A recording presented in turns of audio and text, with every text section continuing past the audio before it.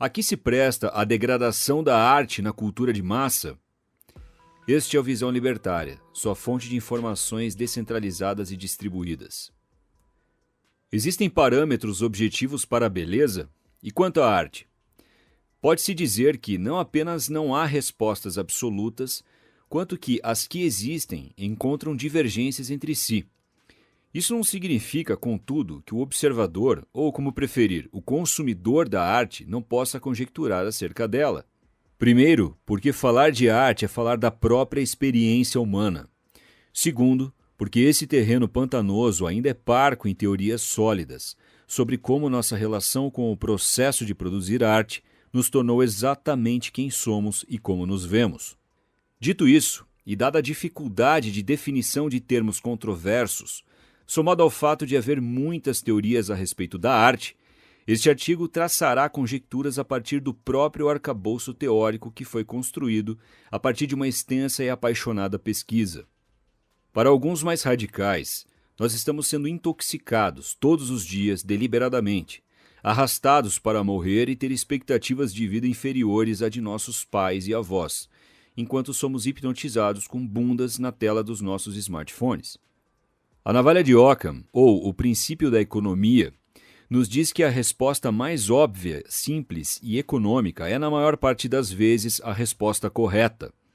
Aqui, a dedução óbvia para essa questão é que, assim como todo o resto, a arte também sofre do processo de subversão social.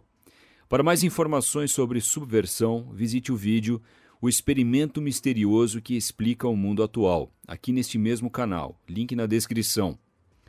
Essa não é uma resposta errônea, mas neste artigo vamos demonstrar que há mais um pedaço nesse quebra-cabeça. Afinal de contas, apenas ignorantes encerram a busca por respostas quando encontram aquelas que satisfazem suas vontades e não aquelas que revelam a verdade. Macaco não produz arte. Isto foi dito certa feita em uma sala de aula do curso de bacharelado interdisciplinar em arte, muito tempo atrás, numa galáxia perdida. Esse argumento pilar nos traz que, para que o produto daquilo que se faz seja de fato arte, é necessário que se tenha esta intenção. O próprio Russell dizia que a principal característica da consciência é a intencionalidade.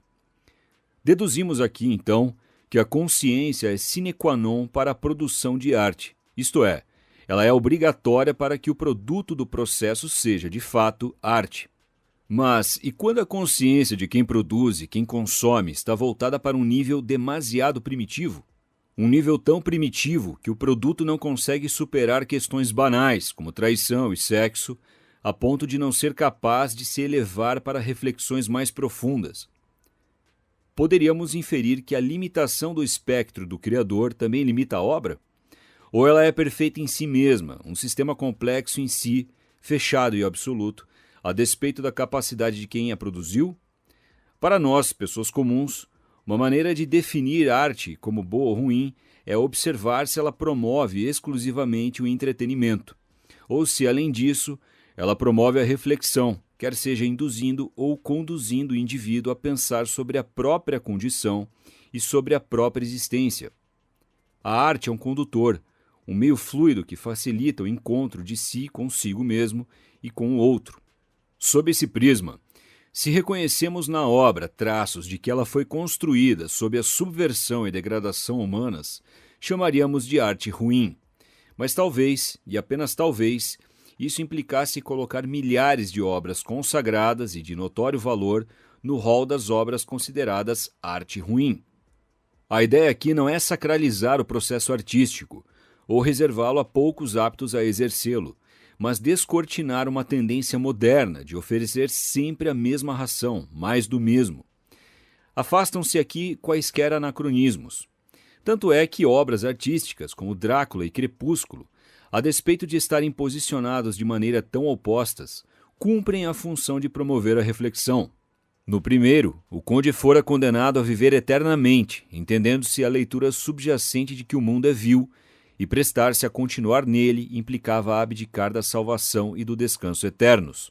Ao passo que, na saga Crepúsculo, essa ideia não apenas transformou-se completamente, como o receio é justamente o oposto, o da partida, de abandonar os prazeres do mundo e a existência ao lado de quem ama, o que deveria ser evitado a todo custo. Já em histórias de escritores como Mark Twain e Júlio Verne, o duelo é descrito como a arte de dissolver problemas indissolúveis.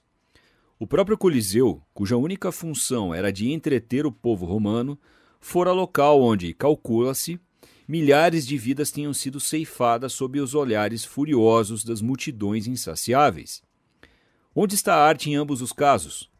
O Coliseu, no Império Romano, nos ensinou que é mais fácil controlar uma população que está programada para agir e pensar com os instintos básicos, e isto nos leva à cultura de massas. Se os argumentos do presente artigo parecem não chegar a lugar algum, tenha paciência, chegaremos lá. Quem vem primeiro, o ovo ou a galinha? A indústria dita o que será consumido ou ela reconhece padrões desejados pela população e reproduz a exaustão com o único interesse óbvio e justo de lucrar? Ou ambos os casos? Talvez possamos entender um pouco mais sobre essa questão através de alguns experimentos e uma teoria. Ao longo da nossa construção como organismo, fomos programados de maneira que nos atrai e é prazeroso praticamente tudo que contribui para a propagação da espécie. Na savana africana, o máximo de açúcar que uma Homo neandertal poderia encontrar era uma manga madura no pé. Quando encontrada, deveria comer tão logo pudesse o máximo das saborosas frutas que conseguisse, visto que outros animais poderiam fazê-lo antes. Calorias eram tão valiosas quanto a água. Hoje, abrimos nossas geladeiras recheadas de tantas calorias quantas são possíveis, e mesmo depois de um almoço farto, aquele pudim parece muito convidativo e saboroso. Essa é a teoria do gene guloso. Somos programados para comer o máximo que pudermos, o mais rápido que conseguirmos. A doutora Anna Lembke ensina em sua obra intitulada Nação Dopamina, por que o excesso de prazer está nos deixando infelizes e o que podemos fazer para mudar. Descreve como o disparo de dopamina no sistema de recompensa do cérebro, através da busca desenfreada por prazeres, gera vícios, irritabilidade e depressão. Esta é a resultante de uma tolerância cada vez maior à descarga de dopamina.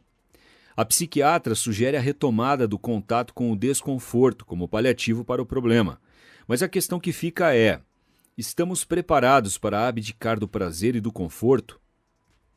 Alguns outros estudos, como o que foi realizado pelo Dr. Kent Berridge, pesquisaram sobre vícios e prazeres utilizando estimulação cerebral com eletrodos em ratos, controlando a quantidade de neurotransmissores, como a serotonina e a dopamina.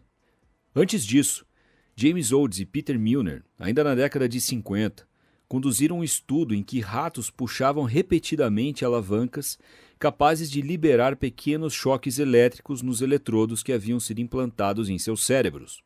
Através de pedais e manivelas, ligados ao sistema de liberação de impulsos diretamente no sistema límbico, os animais estimulavam-se a si mesmos sempre que lhes era permitido, acionando o mecanismo milhares de vezes seguidas, chegando a esquecer de se alimentar e praticar sexo. Estes estudos adquiriram notoriedade, entre outros fatores, devido ao fato de que, por vezes, os roedores o faziam até a exaustão, chegando a morrer no processo. Isto talvez explique por que as pessoas não se cansam de ouvir e cantarolar repetidamente sobre infidelidade, sobre como descobriram que aquela pessoa, para a qual haviam jurado amor eterno, simplesmente teve relações carnais com um terceiro. Uma roda gigante, sempre retornando ao ponto original, apenas trocando alguns acordes e personagens. Assim como no mito de Sísifo, condenado a empurrar um pedregulho eternamente ao mesmo ponto de uma montanha, estamos condenados a ouvir e cantar infinitamente famintos as mesmas coisas, como ratos viciados sem enxergar além das grades que nos prendem.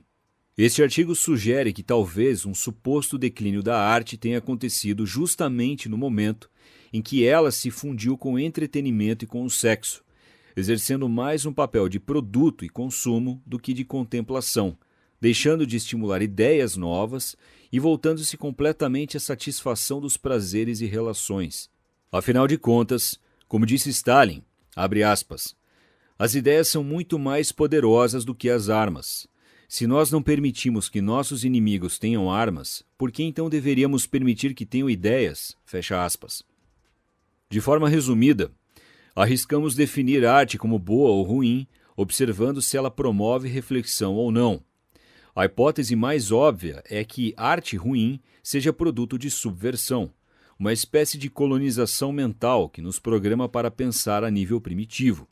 Isto porque, como visto anteriormente, um povo que pensa em termos de instintos básicos é mais fácil de ser manipulado. Se isto for verdade, a maior evidência está na repetição interminável dos mesmos temas e assuntos em todos os espectros da cultura de massa. Mas não podemos dizer que a indústria também não seja refém desse processo, no sentido de que ela pretende tão somente lucrar. Então esbarramos na catarse do presente artigo. E se, para além da subversão, estiver havendo um processo lento e gradual de facilitação da degradação, uma programação que atende aos interesses de forças progressistas, que encontram na arte justamente o ópio necessário para atingir os seus fins, uma maneira extremamente fácil de tornar a todos nós gados e ratos, dando exata e exageradamente aquilo que desejamos. Seria esse processo evitável? É notório o fato de que, para estar no hype e ter relevância, é necessário atender aos critérios e exigências de uma casta de influenciadores que praticamente define quem ou qual obra irá viralizar. Furar a bolha continua sendo difícil. Contudo, retornamos ao mesmo problema da indústria. Até que ponto ela influencia e é influenciada? É o cachorro mijando no poste ou o poste mijando no cachorro? A sensação que dá é a de um estopim acionado, gerando nefastas consequências, reações em cadeia correlacionadas num processo que, com o tempo, se torna irrefreável, mesmo para aqueles que acenderam inicialmente o pavio. Dizia-se até pouco tempo que um músico era virtuoso quando sua técnica extravasava para a arte de tocar algum instrumento. Essa era uma maneira válida e socialmente aceita de perceber aquele indivíduo como diferente, singular e, em algum aspecto, superior aos demais instrumentistas. Isto vai em direção diametralmente oposta ao conceito corroído assumido pelos coletivistas modernos. Isto porque eles não apenas sugerem a degradação de todos os aspectos que nos diferenciam e nos tornam únicos, como combatem de maneira paulatina, sutil e quase imperceptível as diferenças, pervertendo o conceito do vencedor como sendo um sujeito mesquinho e egoísta, desmerecendo aquele que se esforça e se diferencia. Até certo ponto, a própria cultura da vitimização e da autoaceitação são a expressão da resignação sem luta, sem esforço, nivelando todos por baixo. A conclusão que extraímos do presente artigo é de que um processo de desvirtuamento da arte pode estar sendo explorado, particularmente por coletivistas. Assim, abre-se a brecha da impossibilidade de definir claramente a arte boa ou ruim, deixando flagrante a intenção de coletivizar o processo de arte e suprimir a individualidade. Esta é a tradução da inveja e do ressentimento, latentes na esquerda. Até que ponto esse processo é reversível ou pode ser controlado, ainda é incerto. O fato é que a arte contemporânea, mais propriamente a da cultura de massa, diz muito sobre quem somos agora e para onde teremos a capacidade de ir. Obrigado por sua audiência. Este artigo foi escrito por Lucas Nadamais, revisado e narrado por Lorde Calígula. Escreva artigos você também. Acesse visãolibertaria.com. Se você gostou do vídeo, compartilhe em suas redes sociais. Caso deseje ser avisado de outros vídeos, inscreva-se no canal e depois clique no botão da campainha. Até a próxima.